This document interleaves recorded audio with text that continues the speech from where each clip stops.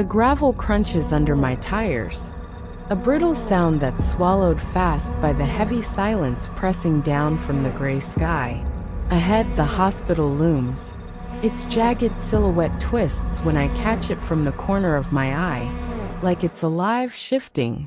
Vines and dark moss cling to the stone walls, wet and glistening, like the place is bleeding something ancient. My hands tighten on the steering wheel, knuckles whitening until they ache. I step out, and the air hits me damp, metallic, sticking to my skin like a second layer.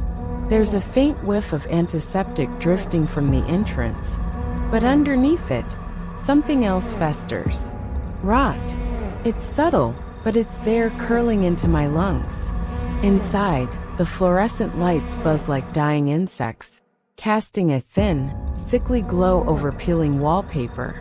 The receptionist doesn't even look at me properly, just flicks his eyes past me, like he's waiting for someone who isn't here yet. "Dr. Calloway's in the central ward," he mutters. "Turn right then left." And I'd avoid the mirrored corridor. His voice is flat, hollow. I frown. Why? He doesn't answer, just stares at the desk. The hallways stretch out too long, unnatural, lined with tarnished mirrors that catch my reflection as I pass. I hesitate, glancing at one. Something's off. My reflection lags, just a fraction of a second behind. I whip my head around to check, heart thudding, but it's normal now. Just me, pale and tense. A trick of the light. That's all. I walk faster. The central ward hums with machines and low whispers I can't quite place. My eyes lock on her, Karina. She's young, barely 20. Her skin so pale it's almost translucent, crisscrossed with spiraling scars peeking out from under bandages. Nurse Lena Torres stands nearby, arms crossed.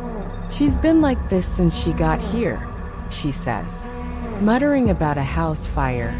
"Those spirals, they show up when she talks about it." I pull on gloves, my fingers trembling slightly as I trace one of the spirals. The skin's raised too perfect, like it was carved from the inside out. Karina stirs under my touch, her lips quivering. The walls, the fire left me there. Her voice is a thread fraying. A shiver claws up my spine.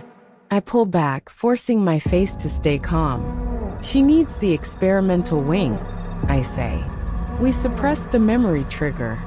Lena's eyes darken. "You sure that's wise?" "I'm here to save lives," I snap. "To find answers."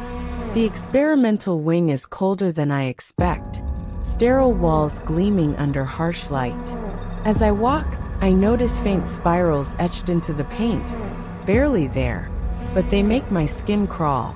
I brush my fingers over one without thinking and yank my hand back, shuddering. Stupid. Irrational. My office is a cramped mess of patient files, but my mind keeps snagging on Karina's words. The house. The fire. Something tugs at my own memories. Smoke, heat. A scream that's too sharp, too real. I shake it off. A knock jolts me. Lena's in the doorway, tense. Karina's awake. "Asking for you." I follow her, my boots echoing too loud in the empty hall. Karina's sitting up when I get there, her eyes piercing, too aware. "You're the doctor," she whispers. "Are you here to take it away?" I falter. "Take what away?" Her fingers claw at the sheets, nails scraping. "The house. The walls. It won't let me go." "Describe it," I say, leaning closer. "What do you see?" She gasps, her body locking up, eyes rolling back. The spirals on her arms darken, glowing faintly, and she hisses, "It's inside you too." The monitors scream. She convulses, thrashing against the bed. Lena yells for help, but I can't hear her over the whispers. Sharp, overlapping, pouring from the walls. Not Karina's voice. Something else. Later, alone in my office, I pore over Karina's scans. The spirals aren't random. They're patterns, a language I can't read but feel in my bones. A knock startles me. I spin around, the doorway's empty. The lights flicker, and across the room, my reflection in the mirror doesn't move. My breath stops. I step closer, slow, deliberate. The me in the glass just stares, blank-faced, wrong. The whispers swell, buzzing in my skull. Then my reflection smiles, too wide, too sharp, spirals pulsing on its skin like living scars. I stumble back, crashing into my desk. When I look again, it's just me, haggard, sweating. Normal.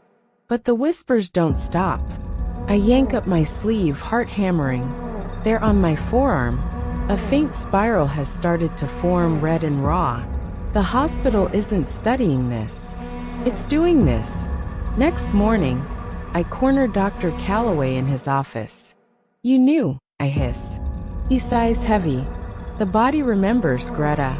Trauma leaves imprints on flesh, on walls, on places like this." I shake my head, voice trembling. "That doesn't explain why it's on me." His eyes go dark, steady. "Because the hospital chose you."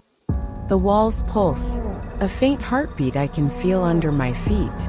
The spiral on my arm burns, spreading. And I know deep in my gut, I'm not getting out of here.